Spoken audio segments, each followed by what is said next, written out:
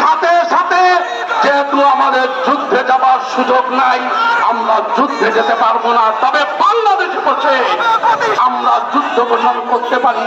সেটা হচ্ছে সমস্ত ইসরায়েলি পণ্য আমরা বর্জন করবো। কথা ঠিক কিনা?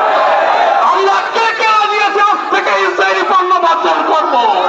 শুধু ইসরায়েল নয়, ইসরায়েলি দোসর আমেরিকা, ভারত যারা আছে প্রত্যেকের পণ্য আমরা বর্জন করে তাদের বিরুদ্ধে ইমাম পরিষদের পক্ষ থেকে আজকে এই খুলনার গণমানুষ জিহাদ ঘোষণা করলো, জিহাদ ঘোষণা করলো, জিহাদ ঘোষণা করলো। আলহামদুলিল্লাহ রাব্বিল আলামিন। মিছিলকারীদের আগমন, আসসালাম, স্বাগতম। মিছিলকারীদের আগমন, আসসালাম, স্বাগতম। ইমাম পরিষদের পক্ষ থেকে সংগ্রামী তৌহিদি জনতা সমাবেশের পর্যায়ে মূল্যবান বক্তব্য নিয়ে আসছেন খুলনা জেলা ইমাম পরিষদের রূপসা উপজেলার সম্মানিত সভাপতি, খুলনা জেলা ইমাম পরিষদের সহ সাংগঠনিক সম্পাদক মাওলানা হিকমত আলী। আলহামদুলিল্লাহ রাব্বিল আলামিন, والصلاة والسلام على سيد المرسلين وعلى آله وصحبه أجمعين. أعوذ بالله من الشيطان الرجيم. بسم الله الرحمن الرحيم. ولا تهنوا ولا تحزنوا وأنتم الأعلون إن كنتم من المؤمنين. صدق الله العظيم. খুলনা জেলা ইমাম পরিষদ কর্তৃক আয়োজিত বিশ্ব সন্ত্রাসী ইসরায়েলের গণকবর রচনার উদ্যোগ নিয়ে খুলনা জেলা ইমাম পরিষদ এক বিশাল বিক্ষোভ সমাবেশ ও মিছিলের আয়োজন করা হয়েছে।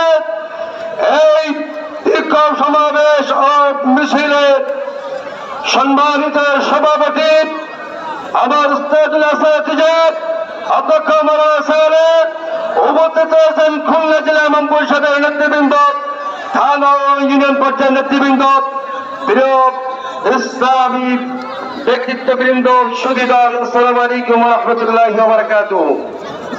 আমরা দেখতে পেলাম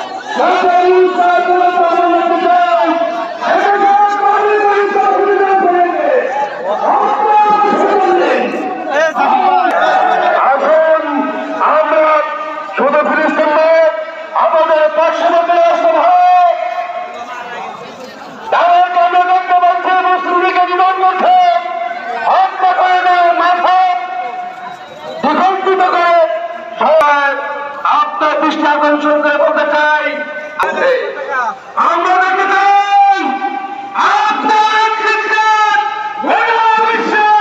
মুসলিম বিধান বন্ধ হোক। আমরা দেখতে চাই সব সময়ের জন্য প্রস্তুত থাকবো। আমরা যখনই জাহাজের ডাক আসবে, যার ডাক আছে তাই না ইহুদি এবং মুশরিকদের বিরুদ্ধে আমাদেরকে ঝাঁপিয়ে পড়তে হবে।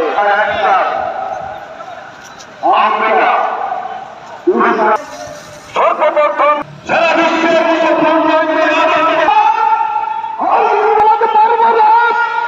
কিন্তু আমরা আল্লাহকে ধর্ণা দিয়ে আমাদের